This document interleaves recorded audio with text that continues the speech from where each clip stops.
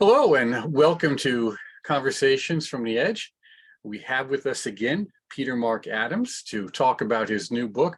Many of you who are familiar with our discussions with authors and teachers will know that Peter is well known for his book, The Game of Saturn, Mistai, also The Healing Field, and now his new one, Hagia Sophia, Sanctum of Kronos.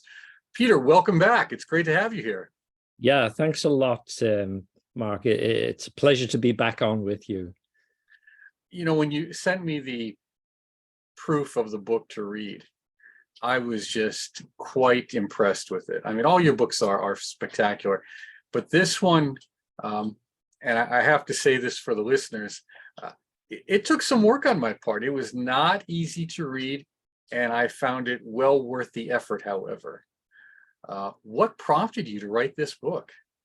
I think there's probably two things I'd point to. One is the fact that I live in proximity to the building itself. So past 30 years, it's been a kind of constant presence in my life.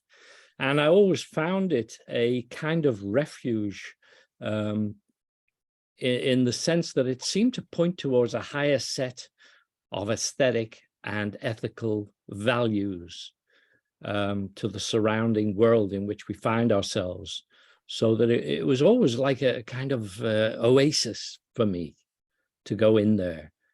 And very often I couldn't quite put my finger on what it was about that building that made it so attractive, such a magnet, and so uplifting to have been in it. But I stumbled across an essay by Dr. Anthony Kaldelis, in which he discusses the intellectual and metaphysical and spiritual milieu of the designers. And when I read that, it really set me off on a treasure hunt to try and understand their background and how it had influenced the architecture and decorative design. Let's get into that, because when I read the book, that was one of the first things that jumped out at me. It was as if you were doing for the Hagia Sophia what the anonymous French alchemist Fulcanelli had done for the Gothic cathedrals. And our listeners may be familiar that he explored the Gothic cathedrals as temples to the mysteries of alchemy. There may be some debate about that, but still the notion has a tremendous amount of traction among alchemists. Maybe you could explain to us what was going on when Hagia Sophia was built.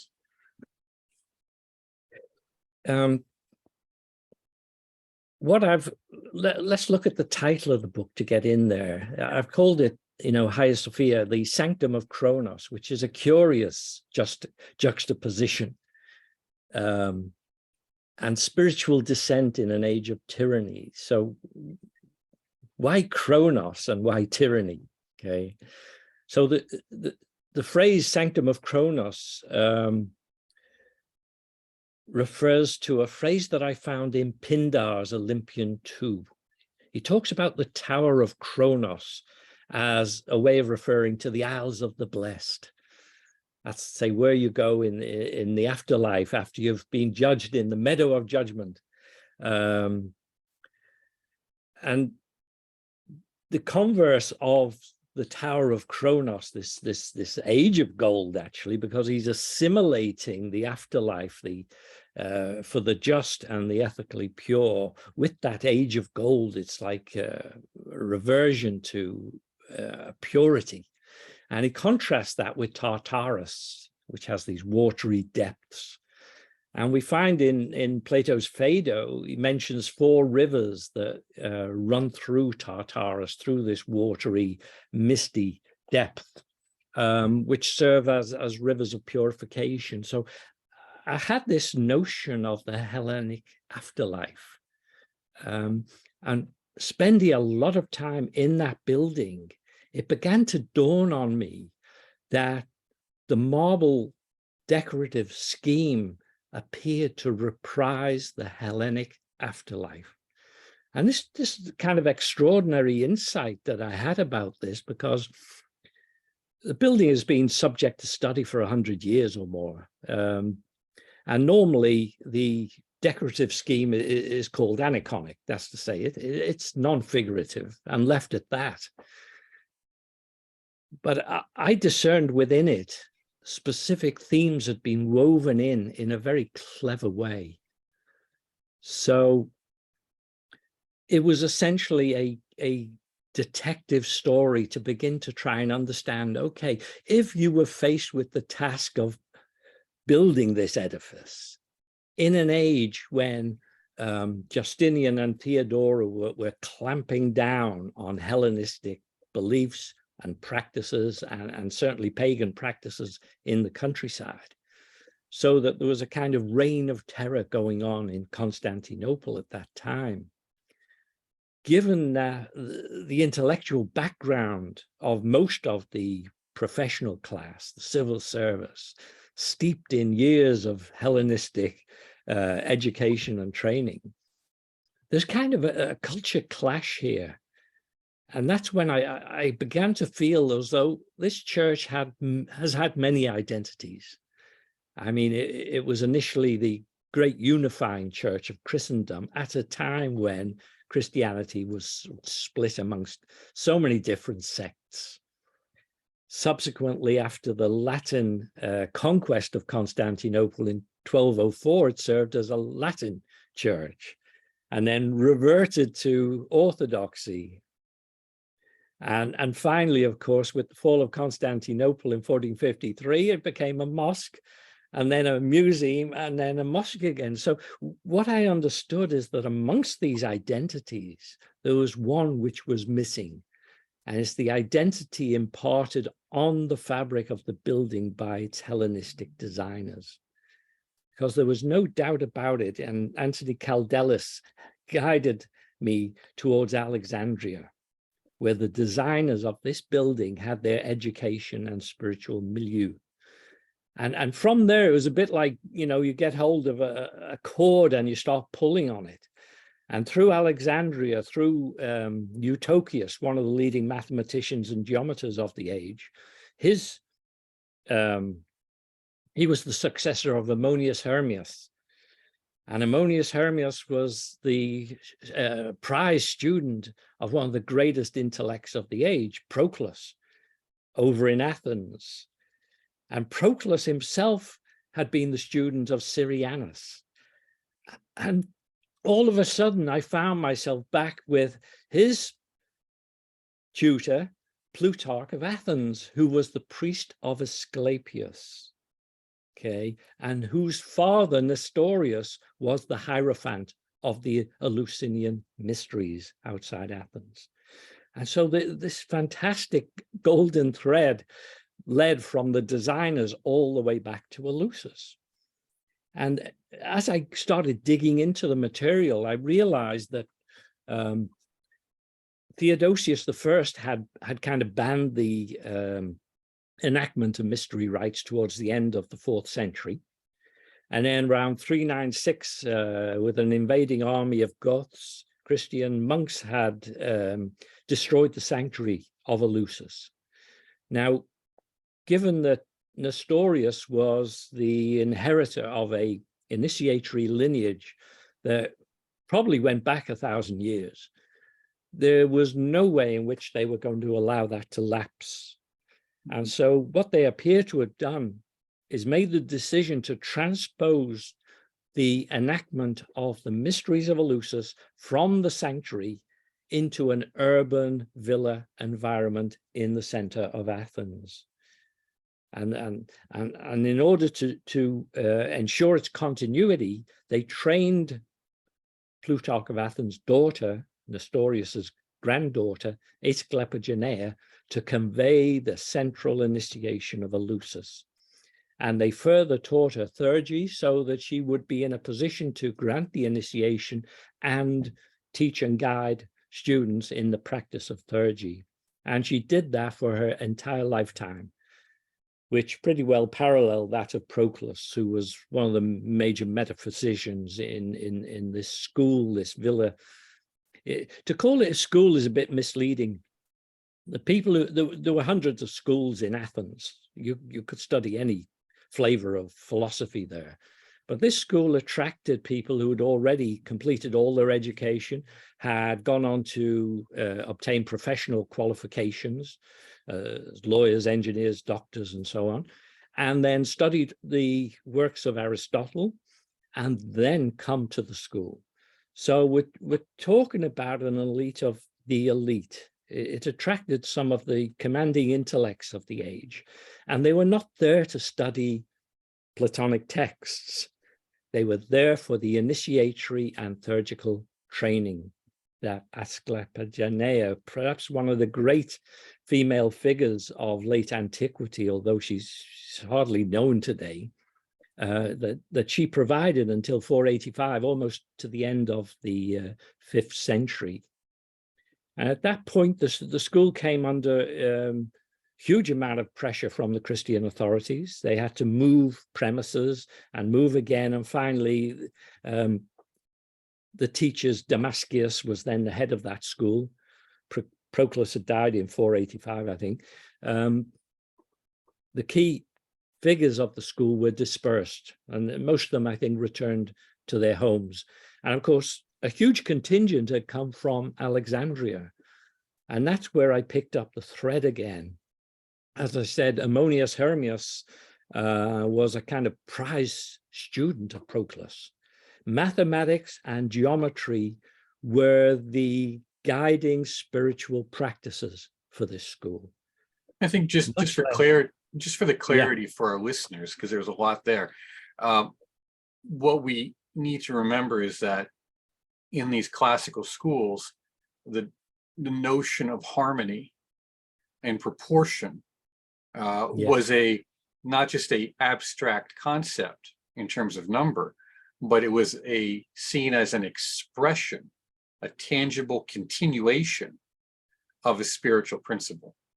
Yeah. So that this was this construction for them, these buildings were not simply buildings or pretty places to be, but they were three-dimensional talismans.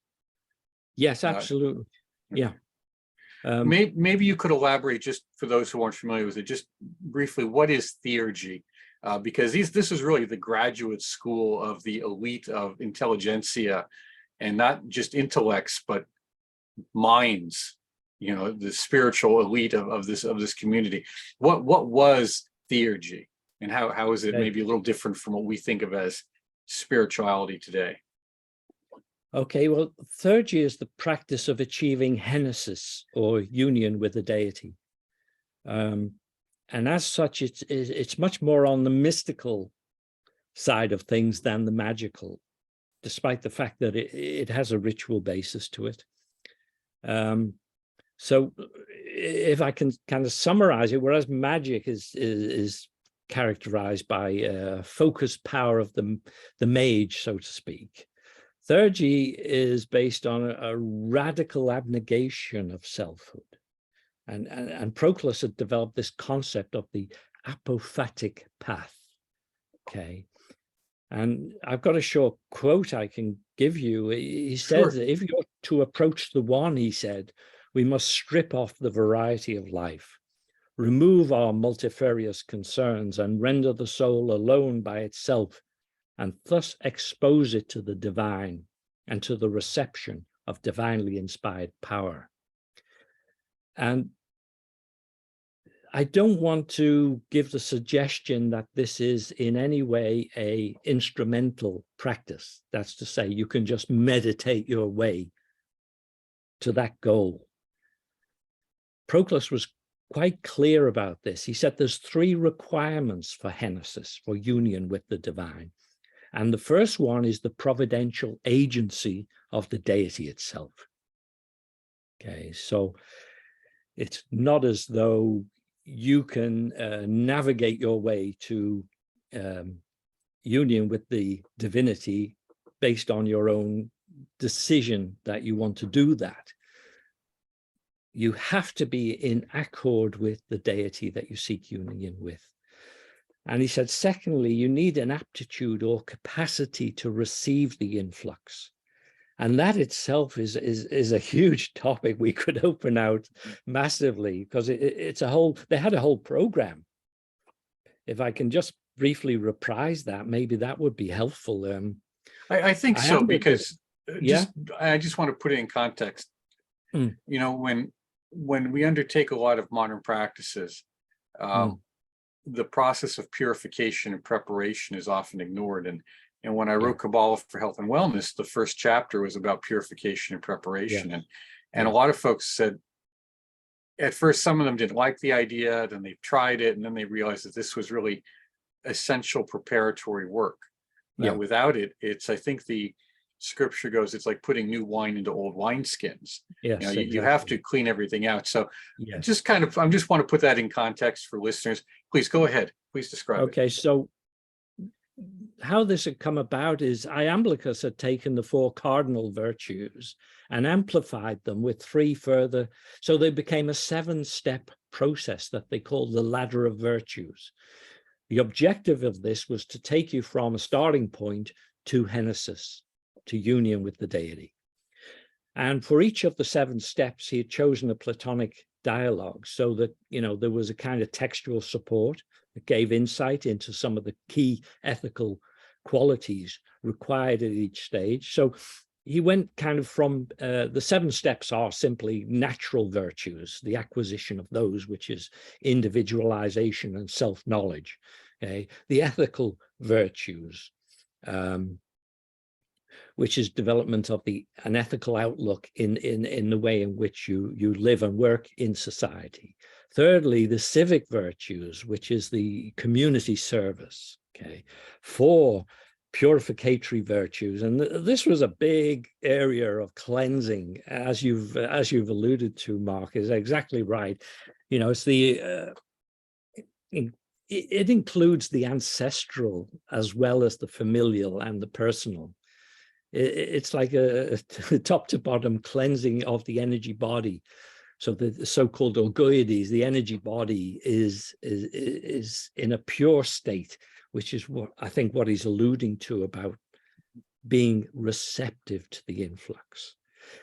Then there's a kind of shift now as we move into the last 3 virtues. He talks about the contemplative virtues, and this is the apophatic path, the radical disengagement as a spiritual discipline.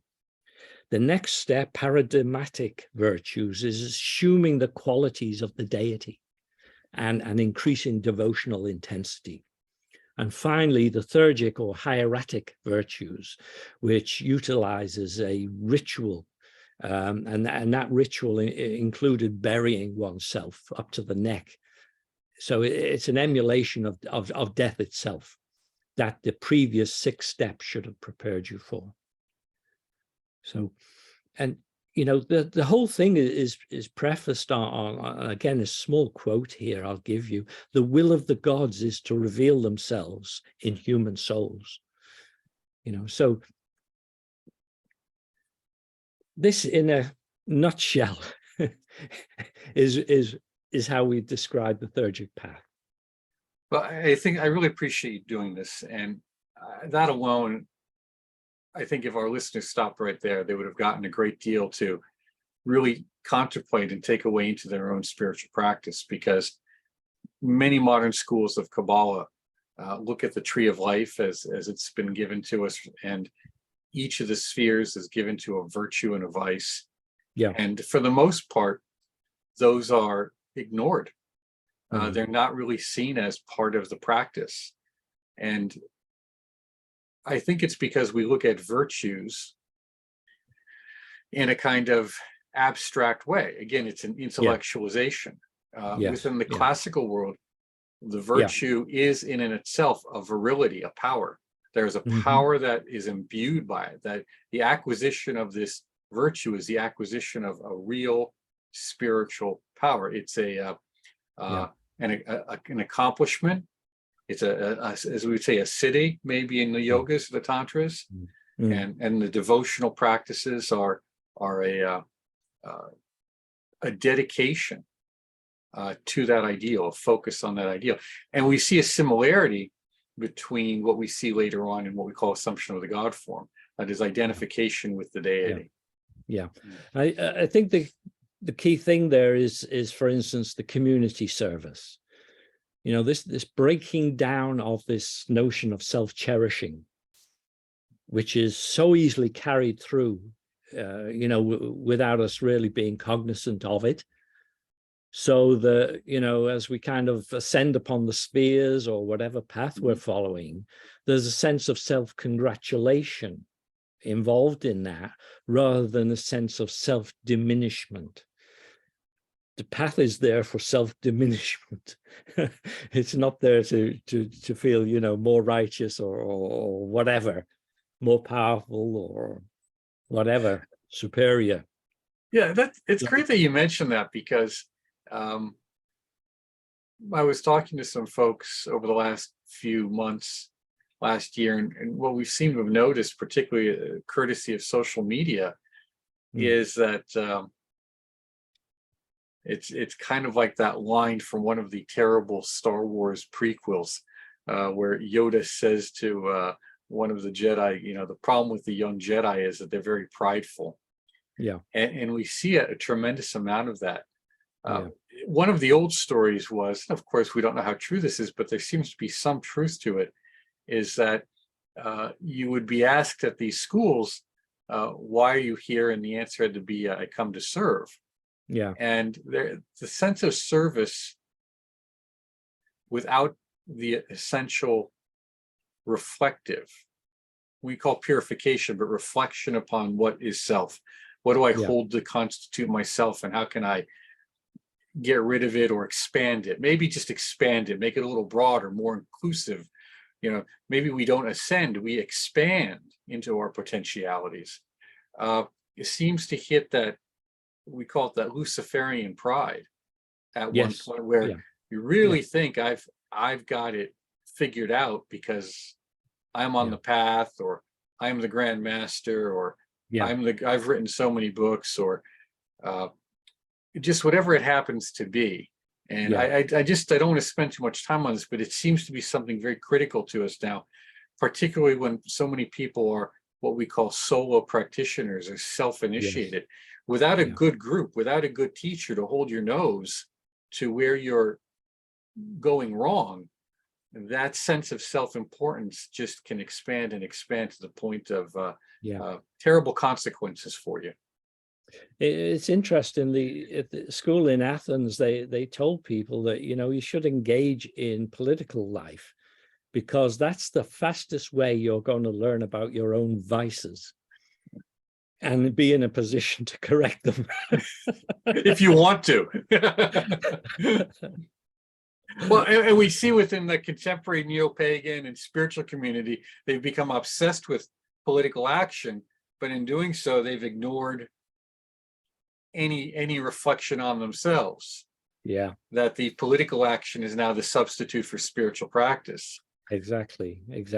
So it's a testing ground. Wow. You just you had mentioned about the structure of Hagia Sophia. And I remember when you wrote in the book about the floor having the suggestion of being water. And you'd mentioned that the underworld in the classical world was seen as this dark world. And the thought that came to mind immediately was like, oh, like in a Masonic temple, if it's done, you usually have either an area on the floor that is black and white squares to represent polarity, the opposites of life. And that just arose in my mind when I read it. I thought, oh, I see it. This is kind of where he's going there. Maybe you could elaborate on some of the other structural aspects of the temple, but also what do they mean to us? And is there an area where how can we adopt or adapt some of this into our own lives? Because we read about these great structures, but how do I bring that into my life? Let's deal with the architecture a little then.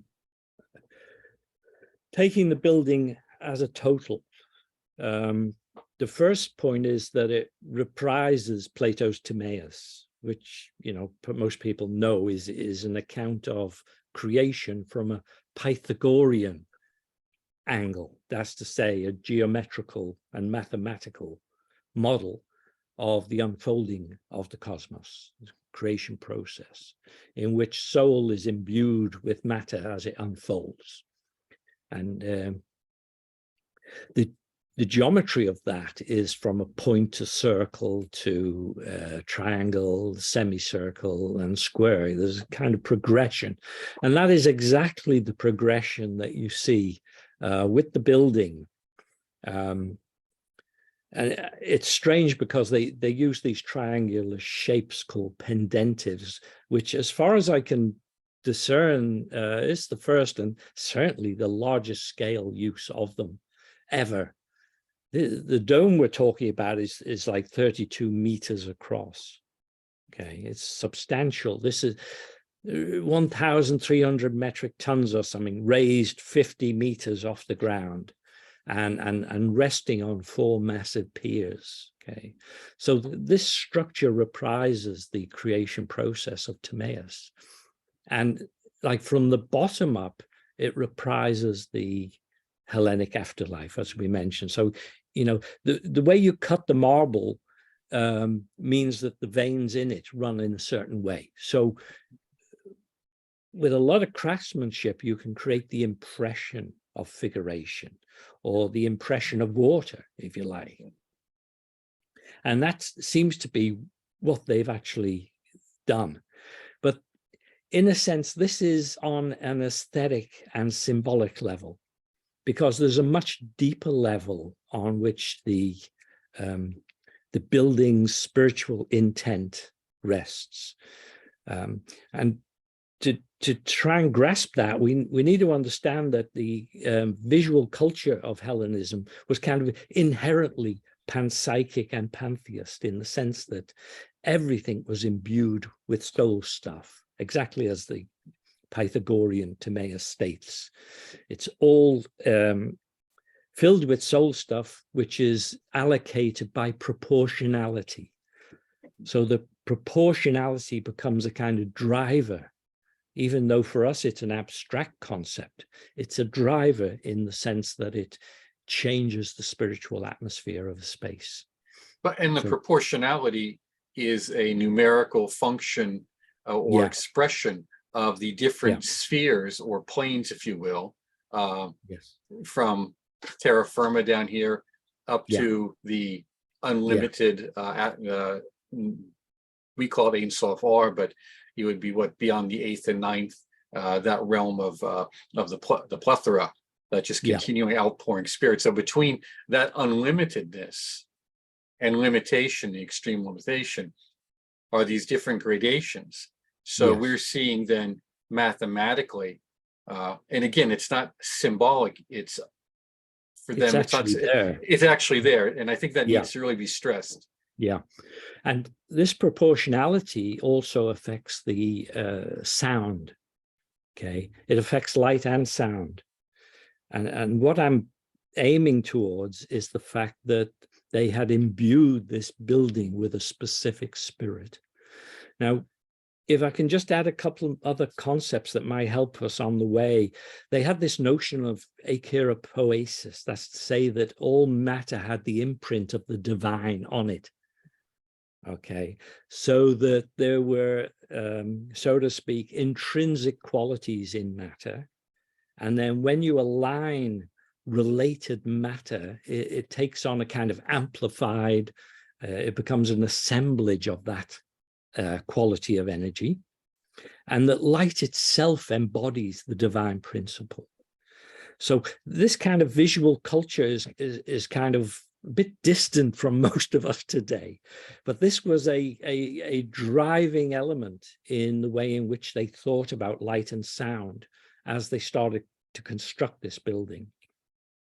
I think the closest thing many of us get to that is, again, the notion of rituals and the formation and creation of talismans, where the doctrine of correspondence is at work.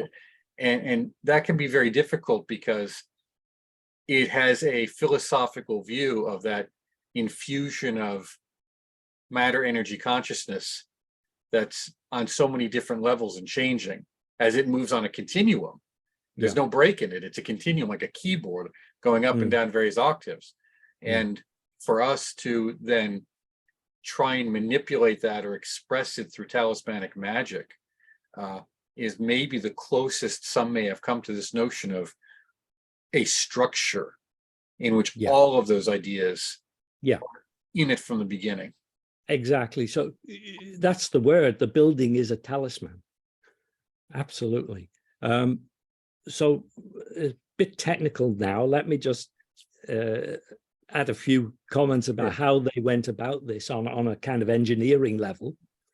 The key to this was the reflectivity of the surfaces. And for that reason, I think there's no embedded Christian imagery within the building for the first like 900 years of its existence. And that's extraordinary. That caught my attention. Because if you compare it with the buildings in Ravenna, in Italy, for instance, they're contemporaneous, same craftsmen worked on both. And yet in Ravenna, the Byzantine capital in Italy, it's kind of floor to ceiling filled with saints and angels. It's densely packed with Christian imagery. And yet in this, the greatest church of Christendom, there's no embedded Christian imagery whatsoever before a certain time. Certainly before the inauguration of the building, I can find none whatsoever.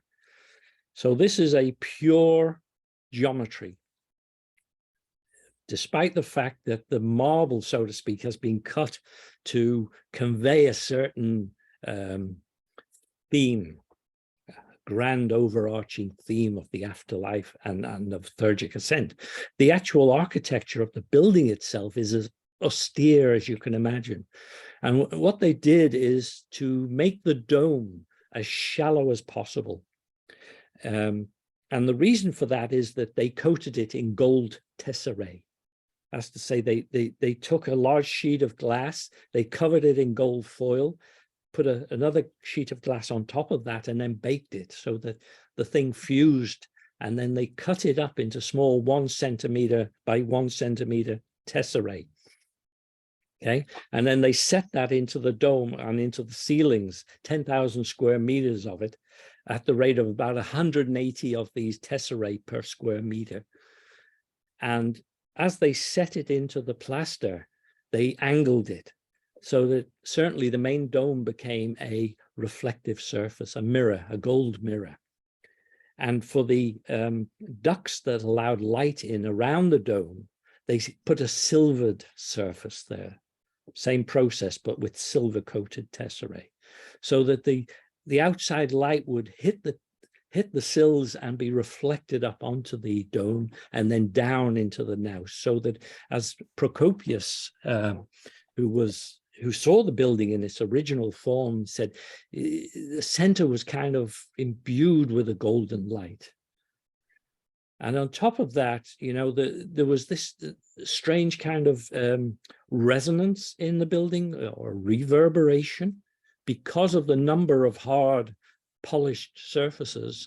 The fact that they had filled every dome and semi-dome with choir stands meant that from the top of the building and in a cascade of sound, the singing would kind of fill the naos and then echo back. So there's like a 12 to 14 second reverb inside the building itself. And when you compare that with a modern performance space, which has a reverberation of like 2 seconds, you can have an idea of just how rich and cascading the sound treatment within the building was. And so this was the amazing thing. For them, the light and sound and the reflective surfaces were an embodiment of the divine, so that when the choirs were singing, you would be, so to speak, uplifted by this process. And because of the reverberation, of course, the words would be largely lost, but you'd have the melody. And you can experience this if you listen to the Icons of Sound recording on YouTube. Okay. It was done by Stanford. Okay. So they have a Byzantine choir, it sings, and then they pass the singing through a software emulation of the echoes within the Hagia Sophia. They'd actually modeled that. And so they've recovered how it would sound. And I strongly recommend people to just catch that clip showing the interior of the building and this sound. It gives you an impression just how powerful and uplifting the experience must have been. Just to sidestep for a moment, currently, within the last 10, 20 years, there's always been an interest in Eastern Orthodoxy, particularly among Western esotericists. And it seems to be a bit of confusion as to why. But when you speak to them, it usually has to do with because of the mystical nature that you find inherent within Eastern Orthodoxy. I remember, despite the fact that they may be even somewhat hostile to the esotericism as a whole, the esotericists, particularly Martinists, find a certain affinity with it. And that said, I remember one Antiochian priest, local fellow, he had mentioned that the Mass, as it is performed, is meant to be a glimpse of heaven. Yeah.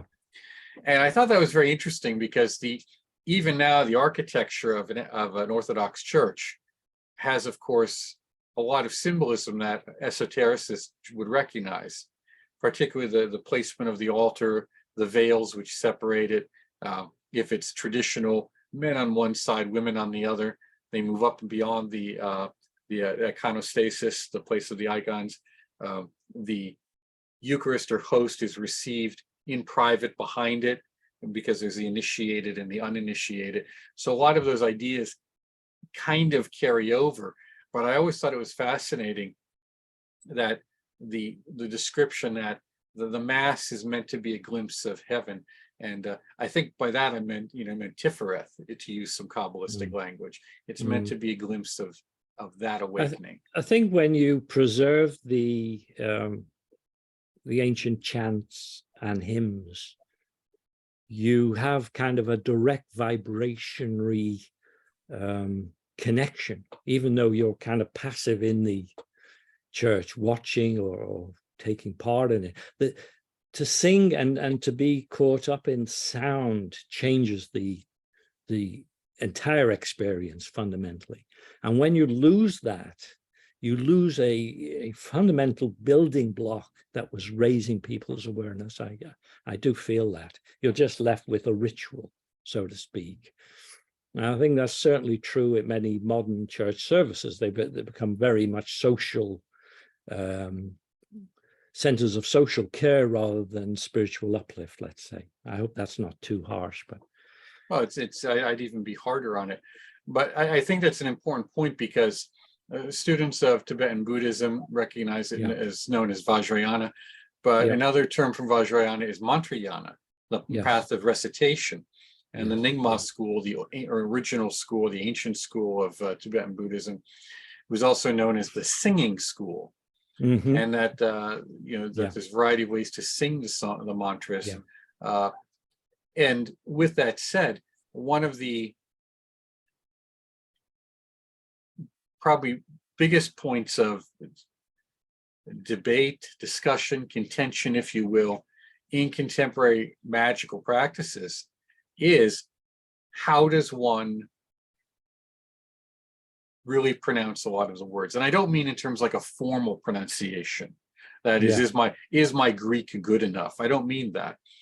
What I mean is how does one use them in a devotional sense? Because so much of the teaching comes across, and not to be too harsh on it, but the notion of vibrating the names, it's almost as if one yells them.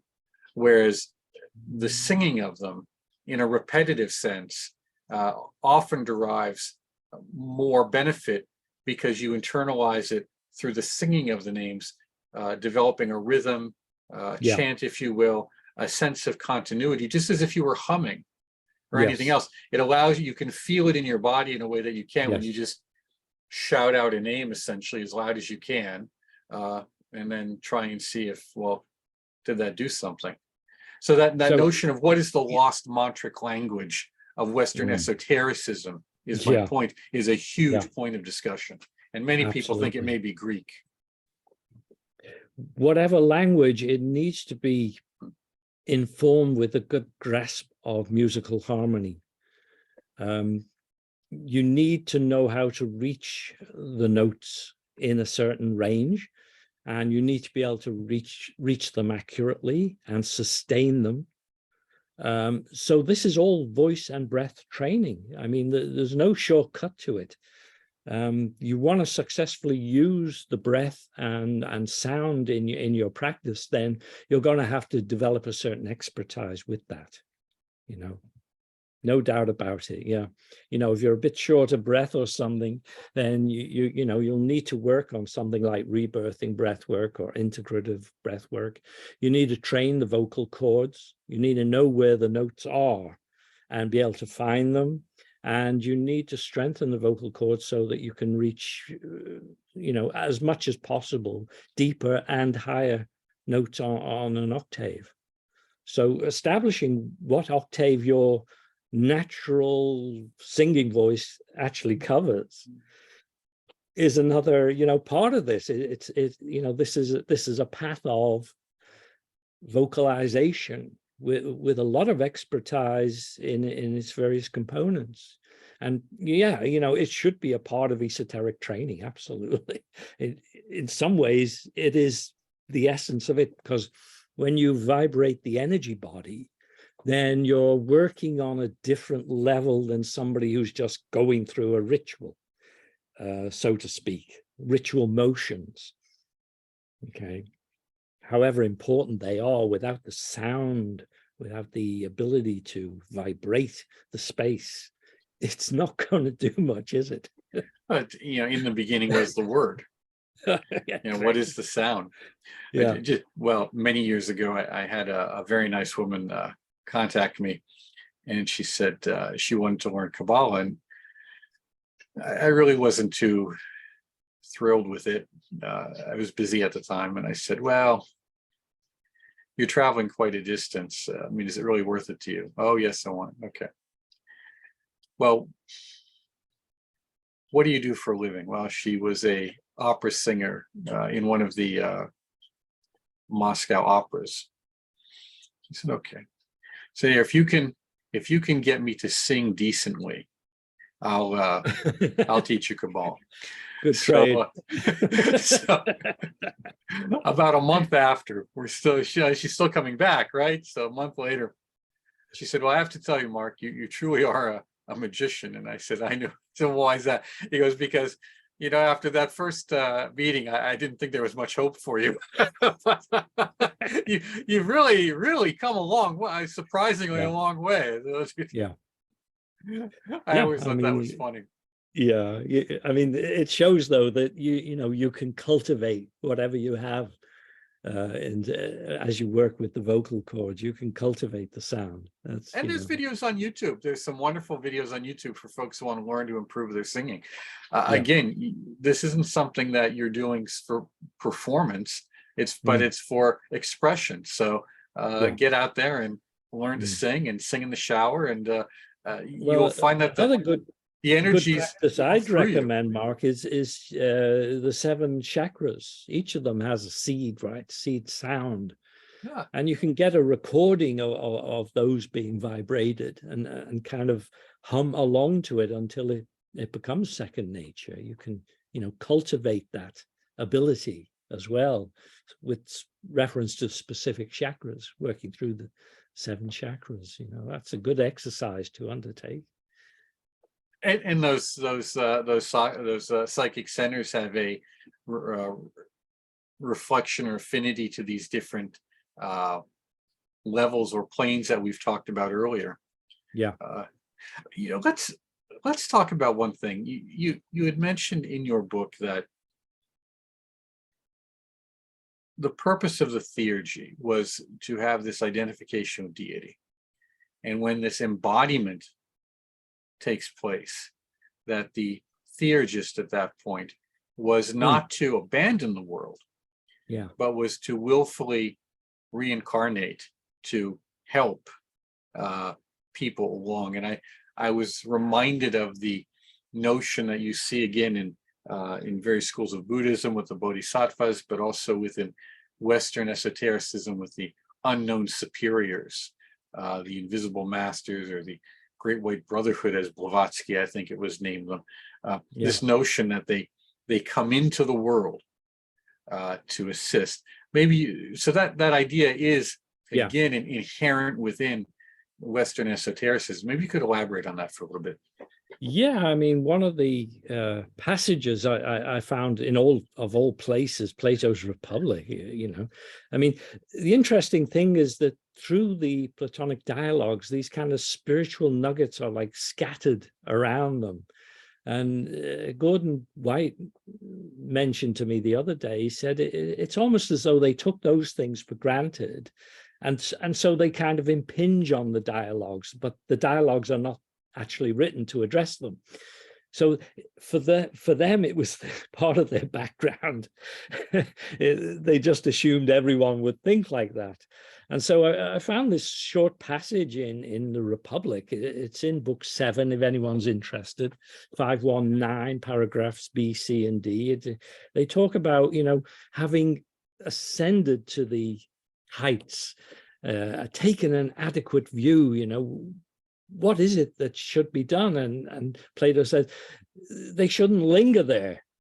They shouldn't refuse to go down again amongst their kinsmen and share their labors and honors. So, you know, it's an explicit statement that achieving Henesis is not the end of the game. It means that you're now qualified to choose incarnation and go and do some useful work.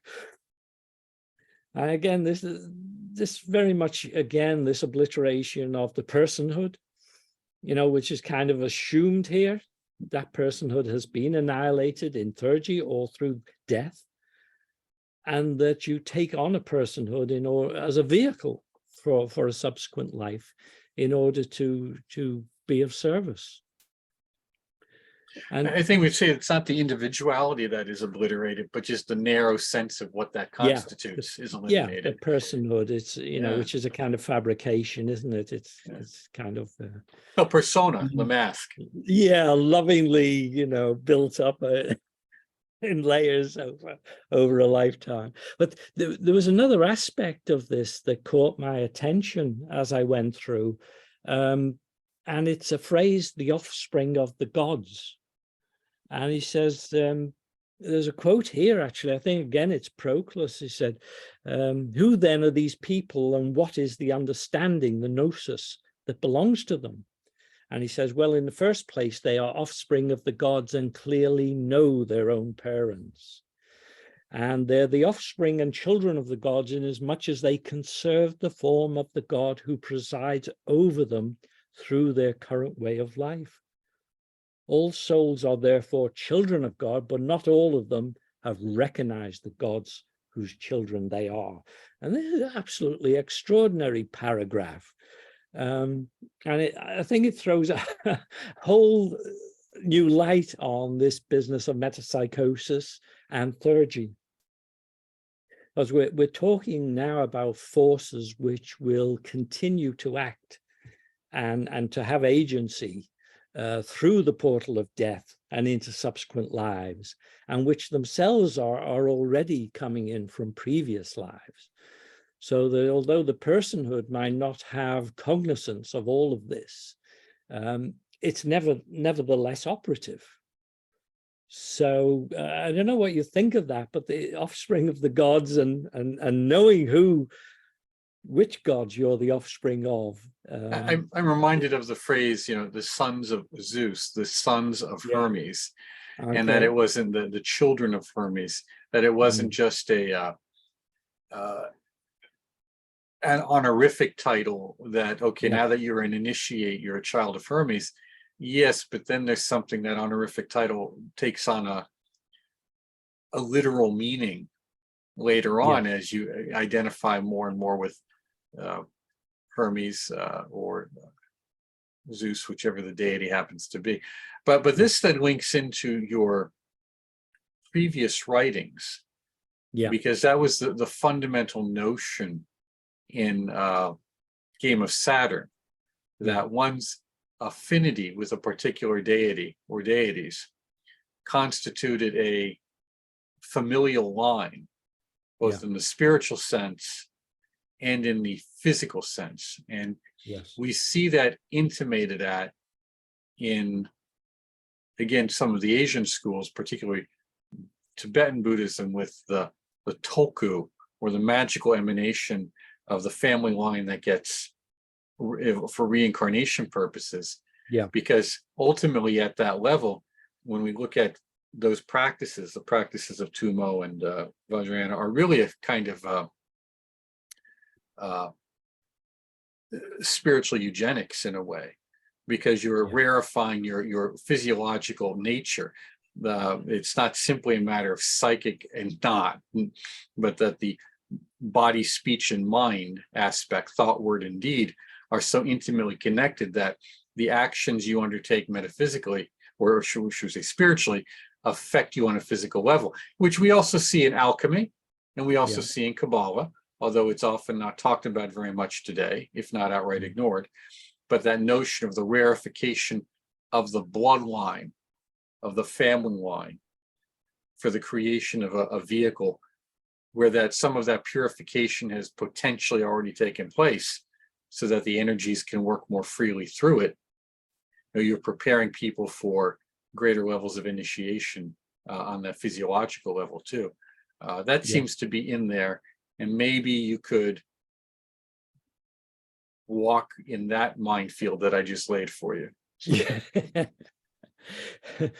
I think you'd mentioned that there's a kind of binding between the various works I've written, which is somewhat invisible.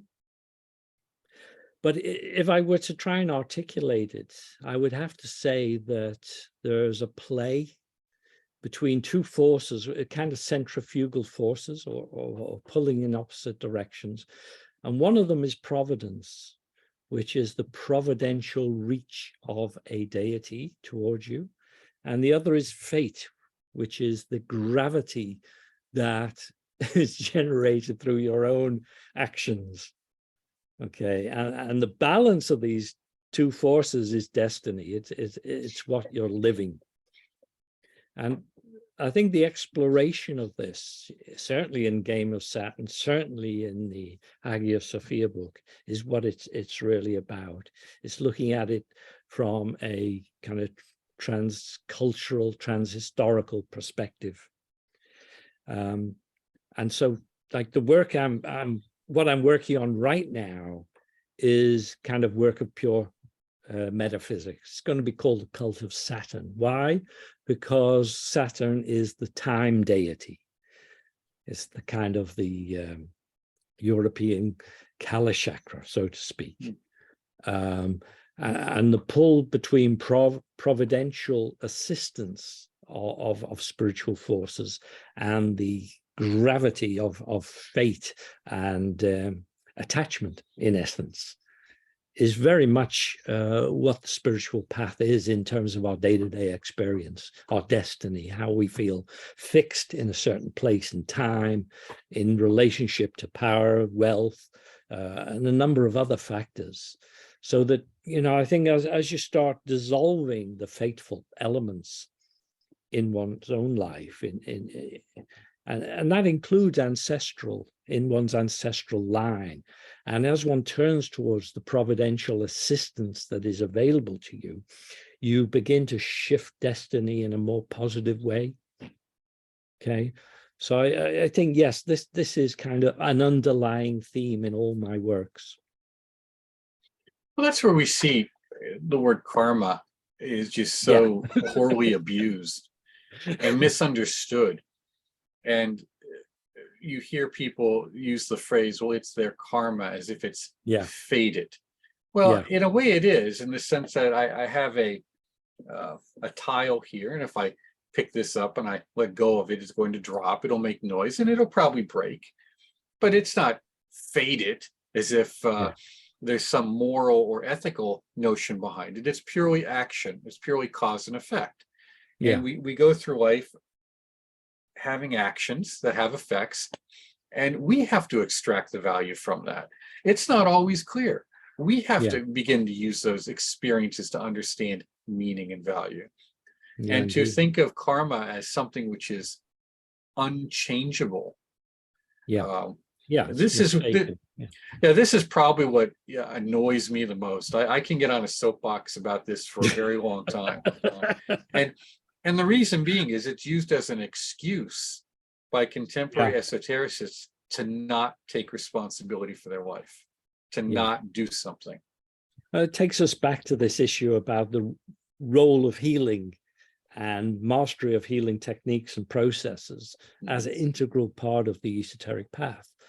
And it's so easy to overlook that step, to kind of jump across it, to start doing ritual processes and whatever else. Well, the healing is part of in the church there were two types of exorcists. There was the exorcist of the lesser orders for ordination, which is it was basically healing, purification and healing was what their focus was. And that in that jumping into the ritualistic process of moving stuff around without realizing that everything works in and through you. Instead of having a pure pipe, we'll say, for the energy to go through, to use that image, it's more like taking a ball, pulling it back and shooting it around a pinball table. It just bounces all over the place. And then you wonder why your life became a mess. Well, all ritual work is inherently destabilizing. It has to be to shake things up in order to create something new.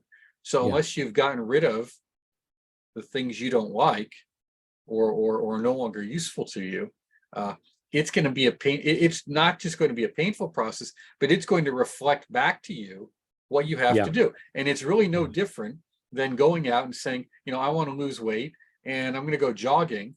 And the reality is you got pains in your chest because you're too overweight, you're too out of shape, and you shouldn't be jogging. You should be doing something else before you move into that level of physical activity. And there's, as you say, direct corollary, to the extent that ritual builds a higher charge of energy, then it's going to activate more unconscious and unresolved emotional issues. Just on that level alone, you're going to make demons for yourself. But it's not. They're outside of me. It's because I'm special and they want to stop me on my path of world salvation. That's it. That's it. Must be. What's the takeaway? What do you want the readers to really walk away from this with? Because there's lessons that I feel are being intimated at for our contemporary situation, but also you write books that are to pass the test of time. They're not just focused on a moment. They're focused on, these are the kind of books that are going to be read 30 years, 40 years, 50 years, maybe 100 years from now, if all goes really well. Well, fingers crossed, Mark. And if we're all around, 100 years from now, I'm not sure if we're going to be the way things are going. But really, well, that's the fourth book. That's the next book on John, the Cult of Saturn.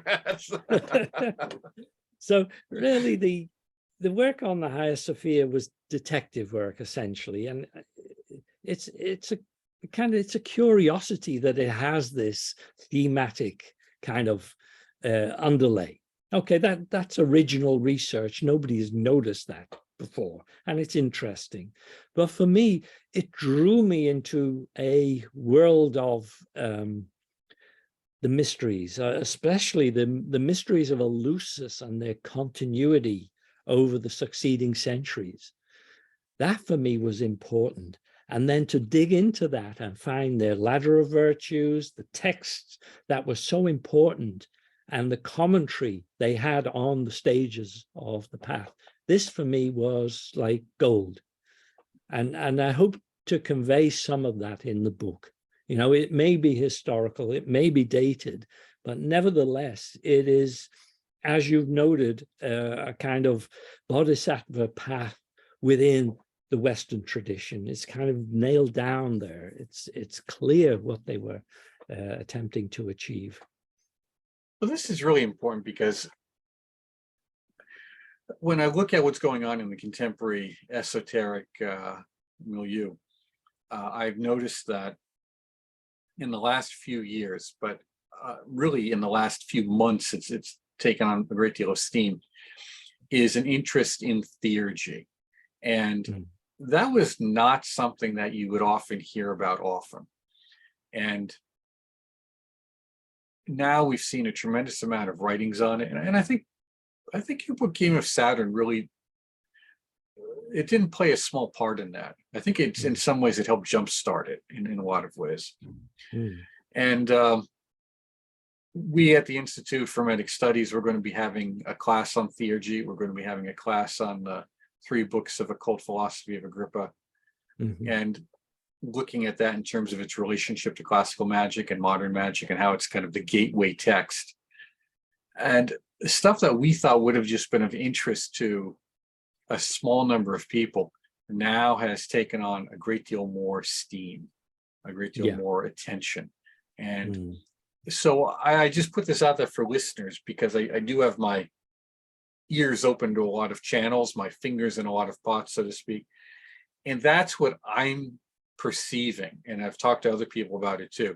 So we're seeing a revival, an interest in these classical practices that, for me, I have to tell you, it's a bit of a surprise. I'm pleased. I'm very happy, but it is a surprise. Yeah, sure. I mean, I think as well that a lot of the comfortable certainties that have surrounded us, certainly since the late 50s, going through the 60s and into the 70s, have kind of broken up. And we're seeing a lot more of the world. We're exposed to a lot more. And it's a far less reassuring place than I think it has been historically over the last, 30, 40 years. So it's almost like Theurgy is a appropriate response to crisis, which is too large for the individual to encompass or to see a solution to. So we're, so to speak, we're driven to find a higher plane of meaning, and Theurgy offers a kind of poetics of participation. It's a re-evaluation of our selfhood, beyond the cosmetic attractions of personhood. So it's a fundamental shift, I think, in the social fabric in response to events. Yeah, I think not that's what comfortable by any means, but well, crisis is the only thing that moves people. If you're like, and I said that in one text, and people grudgingly say, "Wow, someone pointed to the elephant in the room." Well, it's obvious. If we liked our lives and what was going on, there'd be no reason to undertake esoteric practice or spiritual practice of any kind. Indeed. Why do you see so many conversions in jail? Because you realize that your life has gone astray and you're now locked in a small room for a long period of time. You're trying to find some meaning in your life. And we're seeing that as a direct result of the COVID crisis and the current crisis in the Ukraine and in Europe, and just this drop in standard of living that many people are experiencing. So they try to find meaning and value. Sometimes, unfortunately, not very well. I was talking to a fellow last night who was telling me about a group he's involved with. It's a paying gig. That's how he got stuck. I said, "How do you get?" "Well, they hired me to do the work for them for public relations." And then he's telling me, he goes, "Look, this is just a fleecing operation. I want to get out of this as soon as I can." And people will very easily get fleeced because they're so desperate for meaning. And that's what egregores was about. Essentially, the message is the abuse of your goodwill, whether for political or spiritual purposes, but it's how one's goodwill is abused. So the training and the demands of the theurgic practice are to keep us moving along that razor's edge of initiation, Yes. and yet allowing us to joyfully do it where we expand rather than contract or shy Yeah. away from what reality. We begin to embrace it for as what it is. Yeah, indeed. Yeah. So I hope the book is contributing a little bit towards that. That was certainly my objective with it. You know, beyond all the architecture and the decorative schemes, the engineering and everything, it was the recovery of that driving spiritual process that made it possible, that was so valuable for me, certainly, as the author doing the research. Well, I enjoyed it. I know that our listeners will enjoy it. I look forward to speaking with you in the future about your next book. Maybe after we are done here, you can give me a little bit of heads up insight that I can share some nuggets in the future with folks. But I'd like to thank you very much for coming on. As always, it was a joy. And do you have any last words for our audience? Other than buy the book. Yeah, I mean, I think we really covered a lot of ground in this one. And as always, it's a pleasure to talk with you, Mark. Look forward to the next time. Well, thank you very much. And please stay well over there in Turkey. Indeed. Thank you very much. Bye-bye.